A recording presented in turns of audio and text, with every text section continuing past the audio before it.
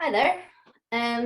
Today, this is a very quick equation that will be helpful for the majority of the subjects that I tutor or teach, because you use them at GCSE Physics, use them for GCSE Further Maths, and you use them in, I'm pretty sure, A-level Maths, and you do use them in A-level Physics. So these equations are so important. They're called the SUVAT equations, or the equations of linear motion, depending on what way you've been taught them.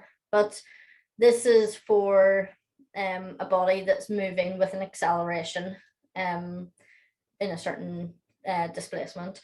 So they're so important because they come up in so many different topics. Even the other day, I was teaching deflection of charged particles in electric fields, and they were coming up there. So they're so important to know. This is a very quick video because I just really want you to have the equations and know what they mean. So our first one is S equals ut plus a half at squared, then v squared equals u squared plus 2as, v equals u plus at, and s equals, in brackets, v plus u over 2 times t. And in all of these equations, your s represents your displacement, not distance, displacement.